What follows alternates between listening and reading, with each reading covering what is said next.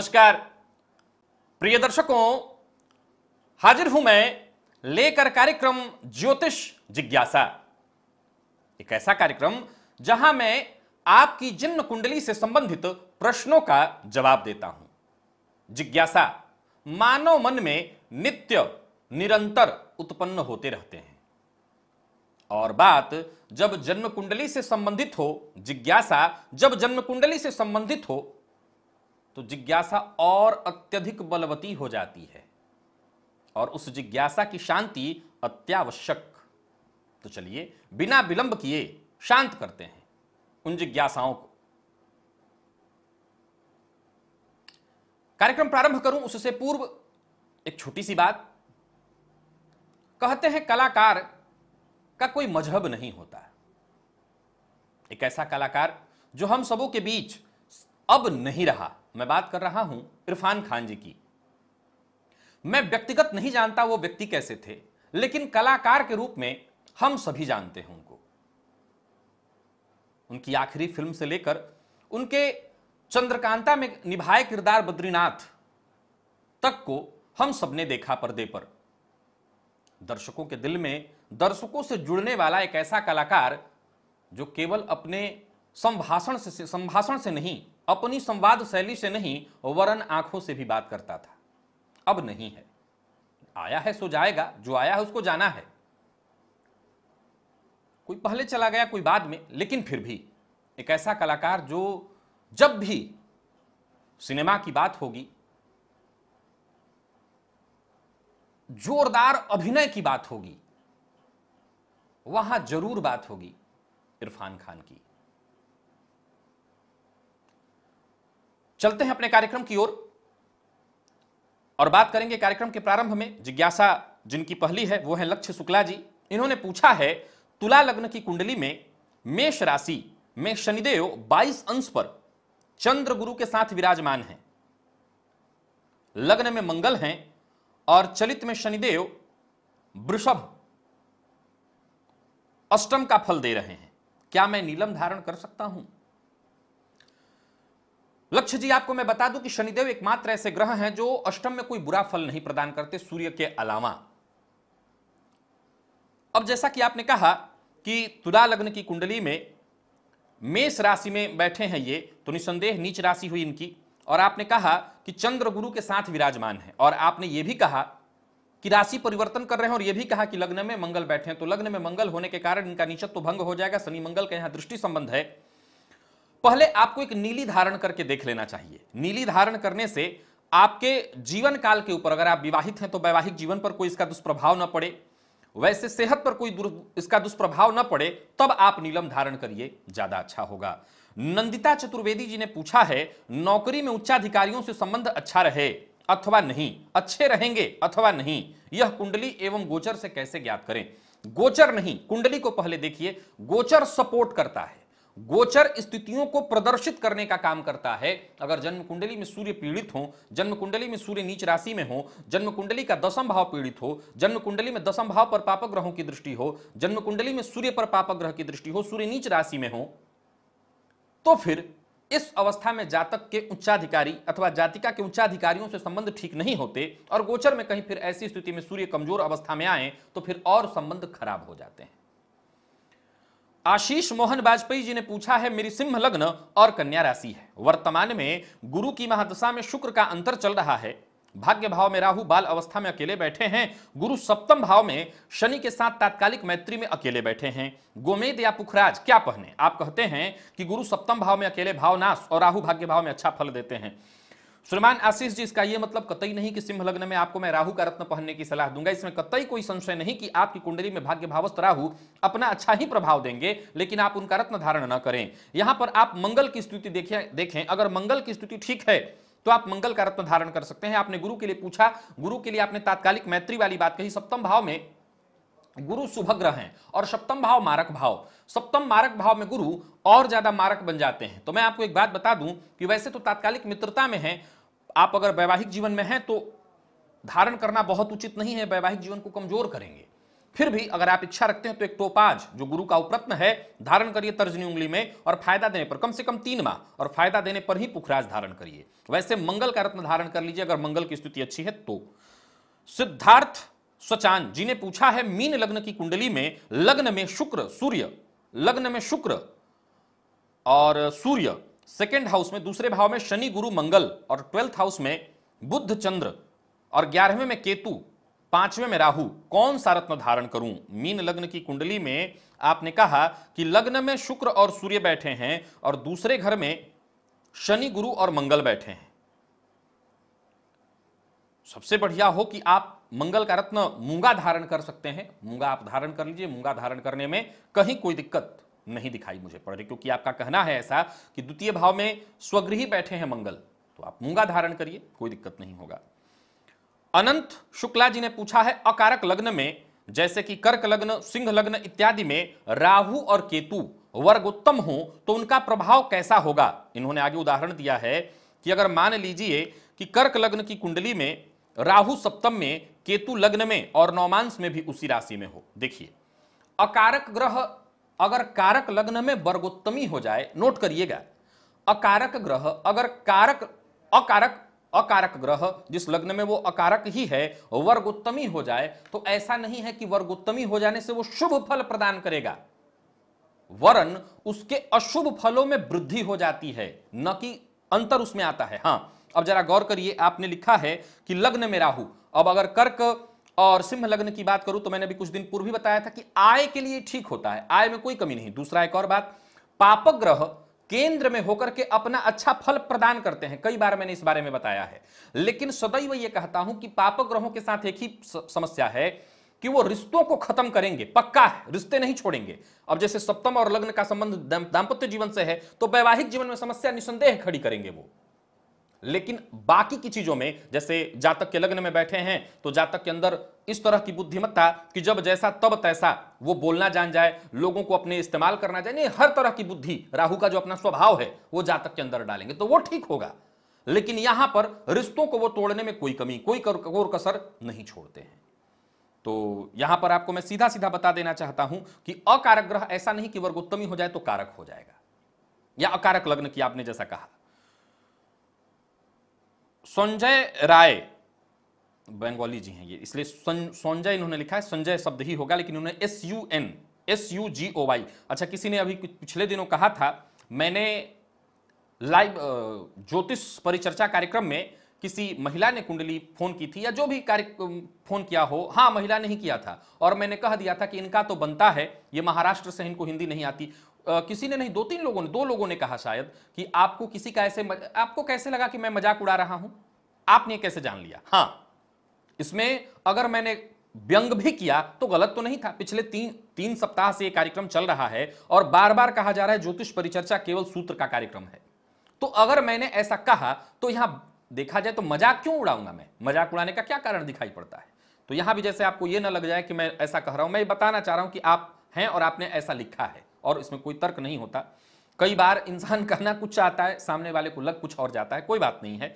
आपने पूछा है मकर लग्न और वृषभ राशि, शनि तीसरे भाव में 13 डिग्री के, शुक्र 28 डिग्री के और राहु 9 डिग्री के, बुध के साथ 8वें हाउस सिंह पर हैं, तो कौन सा रत्न पहने? शुक्र के अंतर ठीक चल रहा है, तो क्या उपल पहन सकते हैं? तो मकर लग्न की कुंडली है और आपने कहा कि वृषभ राशि है, शनि तीसरे भाव में 13 अंश के, शुक्र जो है 28 डिग्री के, राहु एंड 9 डिग्री के बुध के साथ 8वें भाव में बैठे हैं। अब देखिए, 8वें भाव में बैठे ग्रह का रत्न धारण करना बहुत उचित तो नहीं कहा जा सकता है, तो मैं ये सलाह तो आपको नहीं दूंगा कि आप उपल धारण करिए। तो शुक्र की स्थिति आपने जो मुझे बताई है उसके हिसाब से, हाँ, राशि वाइज, लग्न वाइज केवल एक ही रत्न आपके लिए सबसे बढ़िया दिखाई पड़ रहा है और वो है शुक्र का रत्न। शनि का भी रत्न नहीं कह सकता, क्योंकि आपने कहा शनि तीसरे घर में बैठे हैं, नीच राशि में हो जा रहे हैं, तो मुझे लगता है कि ये दोनों रत्न, तो मैं तो कहूंगा कि रत्न धारण न करें, ज्यादा अच्छा है। अब आप देख लीजिएगा, परंतु बाकी और गंभीरता से इस कुंडली को देख करके तभी रत्न तय करिए। यहां उचित नहीं लगता मेरा कहना कि आप कोई रत्न पहने। उपल में भी मुझे समस्या है, डर है इस बात का कि शुगर वगैरह अगर आपको है, आप उम्रदराज हैं, तो शुगर की शिकायत या तो बढ़ जाए या परेशानी ये और बढ़ सकती है। बिटोपन बोरा, इन्होंने पूछा है चंद्र मंगल दोनों एक दूसरे के मित्र समझते हैं और एक दूसरे की राशि में नीच हो जाते हैं। अगर चंद्रमा वृश्चिक में अथवा मेष राशि में हो और मंगल कर्क राशि में हो तो नीच भंग माना जाएगा। यह परिवर्तन है और परिवर्तन में भी नीच भंग में समापन आ जाता है, कमी आ जाती है, तो यह परिवर्तन है। आयुषी निगम जी ने पूछा है तुला लग्न के 7वें भाव में चंद्रमा 1 अंश 9 कला के साथ और शनि 6 अंश 3 कला वक्री की युति कैसा फल मिलेगा। तुला लग्न के 7वें भाव में, सीधी सी बात है, यहां विषयोग हो गया और तुला लग्न के 7वें भाव में मेष राशि में आपका कहना है कि शनिदेव बैठे हैं, तो वक्री हैं, तो वक्री शनिदेव नीच राशि में बहुत अच्छा फल देते हैं। लग्न पर इनकी दृष्टि कारकत्व लाएगी, लेकिन याद रखिएगा ये विषयोग होगा और विषयोग में तो मानसिक अशांति अवश्य होगी। मनोज गुप्ता जी ने पूछा है धनु लग्न में 5वें भाव में गुरु हैं और इन पर बुध शुक्र सूर्य और मंगल की दृष्टि है, तो कैसा फल रहेगा। धनु लग्न में 5वें भाव में गुरु हैं, ठीक है, मेष राशि यहां पर हो जाएगी और आपका कहना है कि बुध शुक्र और सूर्य मंगल की दृष्टि हो तो कैसा फल रहेगा। सामान्यतः देखा जाए तो पंचम भाव में देवगुरु बृहस्पति का बैठना और पंचम पति के से दृष्ट होकर के साथ ही साथ बुध शुक्र और सूर्य सबकी दृष्टि पड़ रही है, ये तो अत्यंत श्रेष्ठ स्थिति है। जैसा कि आपने कहा सूर्य की भी दृष्टि, तो सूर्य की 7वीं दृष्टि ही हो सकती है। सूर्य लग्न में, इसका मतलब बैठे हुए 11वें भाव में बैठे हैं, ये शिक्षक योग भी हो गया और धन के लिए जबरदस्त हुआ, तो ये बहुत अच्छी स्थिति है। सुजीत मेहरा जी ने पूछा है अगर चंद्रमा 6वें भाव में केमद्रुम योग बना रहे हो तो रोग रिपु ऋण और व्यय में कमी करेगा। नहीं जी, 6ठम भाव में ये दुर्योग होना कहीं ना कहीं, चूंकि शुभ ग्रह क्या करते हैं, अब चंद्रमा ये देखना होगा कि शुभ ग्रह है या पाप ग्रह, पहले ये देख लीजिए। शुभ ग्रह अगर 6ठम अष्टम इत्यादि भाव में बैठ जाएं तो इस भाव के से संबंधित जो दुर्योग हो उसको दूर करने में अपनी पूरी शक्ति क्षय कर देते हैं। अब ऊपर से दुर्योग में है तो कहीं ना कहीं यह मानसिक अशांति, परेशानी, जातक रोग रिपु ऋण के कारण परेशान हो जाएगा। शिवा राघव जी ने पूछा है धनु लग्न 4th भाव में नीच का बुध है एवं द्वितीय भाव से स्वराशिस्थ शनि मंगल के साथ बैठकर दृष्टि डाल रहे हैं और गुरु 9वें भाव में है, इसका क्या प्रभाव होगा। क्या भूमि भवन वाहन माता का सुख अच्छा रहेगा। यहां नीच के बुद्ध से कोई ज्यादा चिंता नहीं, क्योंकि 4th पति जाकर के 9वें में बैठे हैं, तो 4th पति 9वें में बैठे तो अपने आप में बली हो गए, बहुत अच्छी स्थिति। शनि की दृष्टि 4th पर पड़ने से जरूर मां की सेहत को कमजोर करेगा, लेकिन मैंने बताया था बहुवचन में घर गाड़ी इत्यादि देगा। निसंदेह घर में कई बार कलह का भी वातावरण होगा, मां की सेहत में हड्डियों में दर्द इत्यादि की तकलीफ होगी, लेकिन फिर भी भूमि भवन वाहन और मां के सुख भी आपको प्राप्त होते रहेंगे। मां का सुख आपको मिले लेकिन मां खुद कहीं ना कहीं अस्वस्थ हो, मां की सेहत कमजोर हो, ऐसा हो सकता है। विकास पनपालिया जी ने पूछा है वृषभ लग्न की कुंडली में राहु लग्न में हो, लग्न कुंडली में गुरु और चंद्रमा अष्टम भाव में और चलित कुंडली में भाग्य भाव में हो तो राहु के महादशा में गुरु और चंद्रमा का अंतर कैसा देखें। मैं आपको बता दूं वृषभ लग्न में राहु का लग्न में होना, उच्च की राशि में हुए ये, और आगे आपका कहना है कि कुंडली में गुरु और चंद्रमा अष्टम भाव में हैं और फल दे रहे हैं चलित चक्र में 9वें भाव का, भाग्य भाव का, ठीक है। अब मैं आपको बता दूं वृषभ लग्न में गुरु कारक तो हुए नहीं, लेकिन मेरा अपना अनुभव जहां तक रहा कि राहु गुरु की महादशा में राहु का अंतर बहुत कष्ट देता है, तो वहीं राहु की महादशा में गुरु का अंतर बहुत कष्ट नहीं देता। लेकिन यहां विचारणीय तथ्य कि राहु और गुरु का जो संबंध आप कुंडली में बता रहे हैं वो 6वें 8वें का संबंध बता रहे हैं। भले वो फल भाग्य का दे रहे हैं लेकिन संबंध 6वें 8वें का दे रहे हैं, तो ये थोड़ा कष्टदायी हो सकता है, आप सावधान रहिएगा। निरोगी काया ये आईडी है, इन्होंने अपना नाम लिखा है, ये बहुत अच्छी बात है, इसलिए सवाल लिया गया। इनका नाम आशीष है और इन्होंने पूछा है कि तुला लग्न की कुंडली हो और लग्न में गुरु हो तथा 5वें भाव में सूर्य बुध शनि शुक्र की युति कुंभ राशि में हो, बुध वक्री हो तो क्या इसे भाग्योदय योग माना जाएगा। निसंदेह यहां भी बुधादित्य योग है और गुरु की दृष्टि है तो निसंदेह भाग्योदय योग है, इसमें कहीं कोई संशय नहीं। जय अरोड़ा जी ने पूछा है अगर सूर्य मंगल साथ में हो किसी भी भाव में और उनके अंश बल में कम अंतर हो तो क्या सूर्य को अर्घ्य देने से मंगल अस्त हो जाएंगे। साहब मैं आपको बता दूं कि पहले 17 अंश की दूरी पर मंगल अस्त हो जाते हैं और आपको किसने ये कह दिया कि सूर्य को अर्घ्य दे देंगे तो आपका मंगल अस्त हो जाएगा। अस्त होना हो तो कुंडली देख लीजिए कि क्या स्थिति है, दूरी कितनी है। अगर आप कह रहे हैं कि कम अंशों की दूरी तो ऑलरेडी वो अस्त हो जाएंगे और वैसे भी अवस्था में आपको सूर्य को अर्घ्य देना होगा ताकि मंगल का बलाबल आपको सूर्य के साथ मिल जाए। तो मुझे तो लगता है कि कोई विचारणीय तथ्य ज्यादा नहीं है।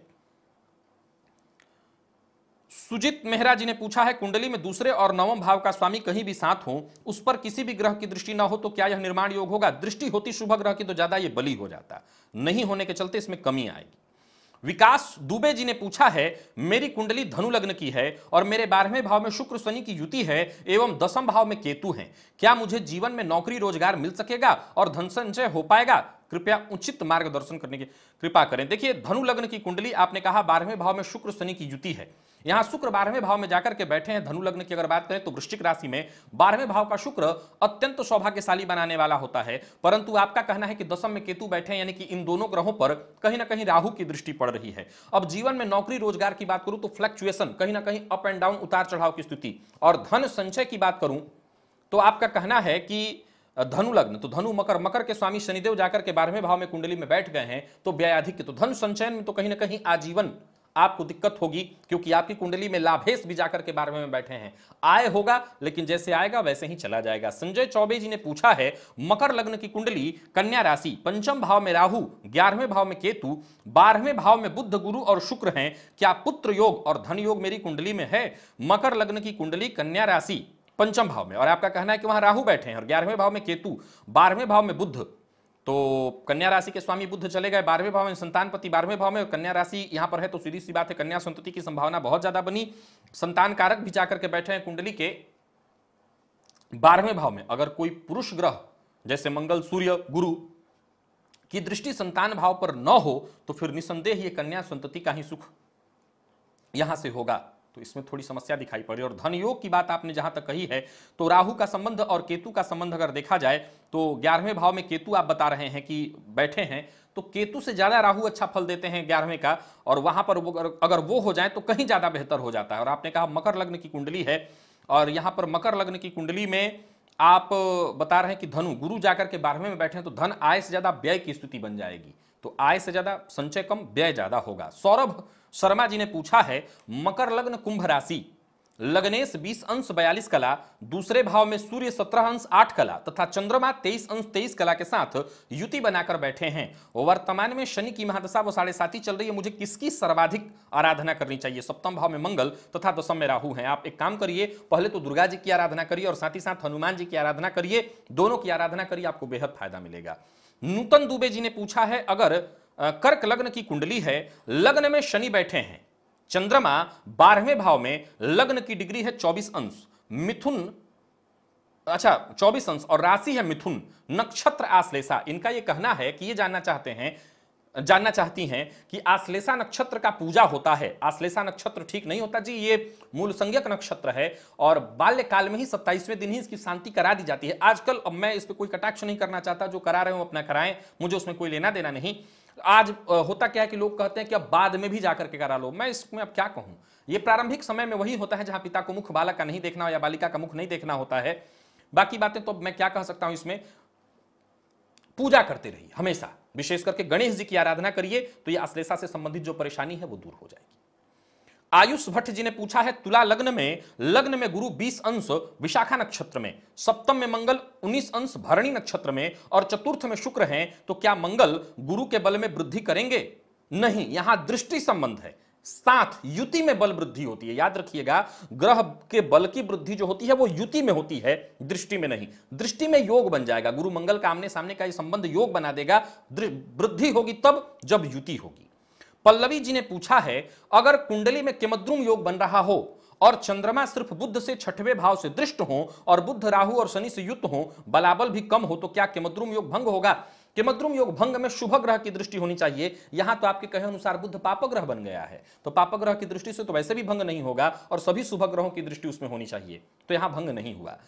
प्रमोद राय जी ने पूछा है, सिंह लग्न की कुंडली में शनिदेव जो कि अतिमारक हैं, सूर्यदेव के साथ युति में चतुर्थ भाव में विराजमान हैं, तो क्या शनिदेव की पूरी महादशा सदैव अनिष्ट कारक ही फल देगी? इस लग्न पर शनिदेव के प्रभाव और उपाय पर थोड़ा प्रकाश डालिए। देखिए, मैं आपको बता देता हूं कि निसंदेह शनिदेव यहां कष्ट थोड़ा देंगे, तटस्थ भूमिका ये निभाते हैं इस लग्न में। आपको बता दूं, चतुर्थ के कारक हैं, सूर्य के साथ बैठे, ये लग्नेश को थोड़ा कमजोर कर दे रहे हैं। क्या हुआ कि आप सिंह लग्न के हैं, शनि के साथ सूर्य आए तो सूर्य का बल कम हो गया, शनि का बल बढ़ गया, शनिदेव की दृष्टि लग्न पर पड़ी, अब आपके जीवन काल में हर चीज विलंबित होगा। एक दूसरा, अब शनिदेव की महादशा इत्यादि आप बता रहे हैं कि चल रही है, तो थोड़ा अप एंड डाउन परेशानी, चीजें विलंब से मिलना, ये बड़ी स्वाभाविक दिखाई पड़ रही है, तो हो सकता है थोड़ी परेशानी हो। हनुमान जी की आराधना करिए खूब, खूब हनुमान जी की आराधना करिए और सूर्य को बल दीजिए। सूर्य को बल कैसे देंगे? पिता का सम्मान करके, पिता का आदर करके, सूर्योदय के बाद तक न सो करके।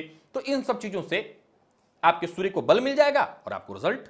रचना ग्रोवर जी का प्रश्न पूरा का पूरा एक विषय है, लेकिन रचना जी यहां पर कुछ बातें तो अवश्य कह देता हूं। आपने पूछा है नक्षत्रों का कुंडली पर कितना प्रभाव होता है? उतना ही जितना कि ग्रहों का। आपने आगे पूछा क्या किसी भी ग्रह से अधिक प्रभावी होते हैं? असल में अगर सनातन ज्योतिष को समझें, वैदिक ज्योतिष को समझें, तो यहां मुख्यतः पूरा विचार केवल नक्षत्रों से ही होता था। पाश्चात्य में बाद में नक्षत्रों राशियों का विचार किया गया और राशियों पर प्रभाव देखा गया, लेकिन मुख्यतः नक्षत्र का बहुत प्रभाव। आपने कहा है कि आपका कोई भी वीडियो मैंने नक्षत्र पर नहीं देखा। आपने बिल्कुल ठीक कहा, मैंने बनाया ही नहीं इस विषय पर। यह बहुत ही गहन और गंभीर विषय है। मैं इस पर कई बार सोचा, लेकिन समयाभाव के कारण लगातार यह विषय छूटता चला गया, लेकिन और इस पर मैं वीडियो नहीं बना सका। निसंदेह भविष्य में इस पर वीडियो बनाऊंगा, क्योंकि यह बहुत ही विचारणीय तथ्य है कि नक्षत्र बहुत ज्यादा प्रभावी होते हैं। ग्रहों से ज्यादा, राशि से ज्यादा नक्षत्रों का प्रभाव होता है। तो मैं निसंदेह इस पर भविष्य में वीडियो बनाऊंगा और आप सबको इससे अवगत कराऊंगा। रोशन मेहरा जी ने पूछा है तुला लग्न की कुंडली में धनेश और लाभेश एक साथ 8वें भाव में हो और दूसरे भाव में अकेले गुरु की 7वीं दृष्टि 8वें भाव पर हो तो आय और धन की स्थिति कैसी रहेगी? तुला लग्न की कुंडली में धनेश और लाभेश, आपका कहना है कि 8वें भाव में चले गए और दूसरे भाव से अकेले गुरु की 7वीं दृष्टि, तो देवगुरु बृहस्पति तुला लग्न में तो ऑलरेडी भाव नाश कर देंगे। अगर द्वितीय भाव में वो अकेले बैठे तो वो भाव नाश कर देंगे और धन के मामले में परेशानी की बात को दर्शा रहा है, न कि अच्छी स्थिति को दर्शा रहा है। कांति साहू जी ने पूछा है सिंह लग्न की कुंडली में भाग्येश मंगल 12वें भाव में कर्क राशि में, तो सीधी सी बात है कर्क राशि में हुए और चंद्रमा शनि के साथ युति है। भाग्येश नीच के होने के कारण भाग्य का फल कैसा प्राप्त होगा? देखिए दो तरह से यहां पर नीच भंग हो जा रहा है मंगल का। लेकिन आपको एक बात मैं आपको बता दूं कि मैंने कार्यक्रम करके बताया था कि भाग्येश अगर 12वें हो तो जातक अथवा जातिका जिसकी भी कुंडली में हो, बीच में कोई कार्य अधूरा ना छोड़े, जो कार्य शुरू करे उसे पूरा करे, तो कहीं ना कहीं भाग्य का साथ प्राप्त होता रहता है। पंकज पाटीदार जी ने पूछा है तुला लग्न में लाभ भाव में सूर्य मृत अवस्था में है तो क्या दृष्टि प्रभाव मिलेगा? सूर्य को बलवान कैसे करें? पंकज पाटीदार जी, मैं नाम से आपको जानता हूं, बहुत दिनों से आप वीडियो देख रहे हैं, प्रश्न कैसे मुझसे पूछ सकते हैं आप? सूर्य को अर्घ्य देने के लिए रोज समझाता हूं, अर्घ्य प्रदान करिए। सूर्य की दृष्टि निसंदेह कमजोर हो जाएगी। जब ग्रह कमजोर अवस्था में होता है, मृत अथवा कमजोर होता है, तो उसका दृष्टि प्रभाव भी कमजोर हो जाता है। सूर्य को अर्घ्य प्रदान करिए आजीवन। ये बहुत अच्छी स्थिति थी, लाभ भाव में बैठे हैं लेकिन मृत हैं तो कहां से प्रभाव देंगे? इनको बल दीजिए। आदित्य राणा जी ने पूछा है यदि सिंह लग्न में मंगल शुक्र और केतु चतुर्थ में और शनि और राहु दशम में और सूर्यदेव धनु में मृत बैठे हों तो कौन सा रत्न पहनूं? आपका कहना है सिंह लग्न में मंगल शुक्र और केतु चतुर्थ में, शनि और राहु दशम में और सूर्यदेव धनु में मृत बैठे हों तो कौन सा रत्न पहनूं? तो देखिए अगर धनु राशि में सूर्य बैठे तो आप पहले तो माणिक्य ही पहनिए, क्योंकि सूर्य को बल देना अत्यंत आवश्यक है। सूर्य को बल नहीं देंगे तो पूरी की पूरी कुंडली कमजोर पड़ जाएगी। बाकी मंगल गुरु तो ठीक है, सूर्य को जल भी दीजिए, सूर्य का रत्न भी आप पहनिए, पिता का सम्मान करिए सूर्योदय के बाद, क्योंकि सूर्य बलि ही नहीं होगा तो पूरी कुंडली वैसे भी खत्म हो जाएगी, कोई फायदा नहीं, क्योंकि नैसर्गिक बलि ग्रह है सूर्य। और सिंह लग्न वालों के लिए तो अत्यंत आवश्यक हो जाएगा सूर्य को बलि बनाना। सूर्य को बलि बनाइए। कपिल मुंहधोलकर जी ने पूछा है अभी आपने बात की उच्च ग्रहों की और उनकी दृष्टि की, मैं ये जानना चाहता हूं कि अगर उच्च राशि में स्थित किसी ग्रह की डिग्री कम या ज्यादा हो तो उनकी दृष्टि पर इसका असर होगा? जी बिल्कुल होगा, इसमें कहीं कोई संशय नहीं कि अंश वैसे ही है जैसे हमारी आयु, अगर वृद्ध आप हो जाए तो आपकी आयु क्षीण हो जाती है, वैसे ही अब ग्रहों के मामले में सदैव मैंने बताया कि इनका व्यापक असर है, कभी मरते और अस्त नहीं होते। चूंकि ज्योतिष शास्त्र दृष्टि विज्ञान है, जो दृष्टि हमें दिखाई पड़े तो हमें यहां से जो दिखाई पड़ता है, और इसका मैंने कई बार उदाहरण दिया कि सूर्य कभी उदय और अस्त नहीं होते, अगर उदय अस्त देखना हो तो वो पृथ्वी का होता है असल में, लेकिन हमें सूर्य ऐसा प्रतीत होते हैं कि उदित और अस्त हो रहे हैं, लेकिन चूंकि ये दृष्टि विज्ञान है, जो दिखाई पड़ता है उसी को हम मानते हैं। तो इसलिए मैं आपको बता दूं कि उसका प्रभाव उसी के हिसाब से कम होता चला जाता है। अगर आपने उदाहरण आगे दिया है कि अगर किसी की कुंडली में बृहस्पति कर्क राशि में 18 अंश पर हो तो इसका कैसा फल मिलेगा, अगर 18 अंश पर है तो ये ठीक है, इसमें तो कहीं कोई विचारणीय तथ्य नहीं, तो अपना रिजल्ट देंगे। लेकिन आपने अंश वाइज जो शब्द कहा है वहां पर हमेशा याद रखिए कि अंश अगर कमजोर हो, मृत अवस्था में हो, अस्त हो या वृद्ध हो तो उसकी दृष्टि भी कमजोर होती है। तो प्रिय दर्शकों, इतने ही प्रश्नों को लेकर के मैं आज आप सबके सम्मुख उपस्थित हुआ था। आशा करता हूं जितने लोगों के प्रश्न मैंने आज लिए उनकी जिज्ञासा शांत हो गई होगी। और एक और बात आप लोगों से कहना चाहता हूं कि अगर आप लोग प्रश्न भेजते हैं तो आज मैंने कई प्रश्नों को खुद अपने हाथों से हटाया, मुझे नाम तो याद नहीं लेकिन कई प्रश्नों को उन्होंने पूछा मेरी जॉब में प्रश्न याद आ रहा है कि उन्होंने पूछा जॉब में ट्रांसफर हो जाएगा, ये पूरा गंभीर विषय है, मैं कैसे ऐसे बता दूं। फिर आपने पूछा कि सरकारी नौकरी होगी, आप एक दो शब्द पूछ के पूछेंगे सरकारी नौकरी, मैं कैसे बता सकता हूं। ज्योतिष जिज्ञासा एक जिज्ञासा की शांति के लिए है, जहां कोई प्रश्न हो और मैं उसका जवाब दूं, जैसे प्रश्न मैंने अभी लिए हुए हैं। अब आप पूरा का पूरा एक लाइन लिख करके कहिए कि मेरी कुंडली से बता दीजिए, ये मेरे पूरी भविष्य के बारे कैसे मैं बता सकता हूं। तो यहां पर मैं मजबूर हूं, तो उस परिस्थिति को जरा समझिए। एक और बात, अगर आपसे हो सके तो प्रश्न लिखने के समय क्रम में आप हिंदी में लिखेंगे तो हमें ज्यादा आसानी होगी वहां से कॉपी करने में, और फिर उसको बाद में हिंदी करना नहीं, क्योंकि यहां पर कई बार चीजें पढ़ने में दिक्कत आ जाती हैं और फिर मैं वहां फंस सकता हूं, तो इसलिए मुझे हिंदी कराना पड़ता है। तो ज्यादा अच्छा हो कि आप खुद ही हिंदी में वहां लिख करके भेज दीजिए, तो वहां आसान हो जाती है। ऐसा नहीं कि आप अंग्रेजी में लिख के भेजेंगे, उसे मैं नहीं लूंगा, बट आप हिंदी में लिखेंगे तो अच्छा होगा। आज के लिए बस इतना ही, इजाजत दीजिए, पुनः मुलाकात होगी, तब तक के लिए नमस्कार।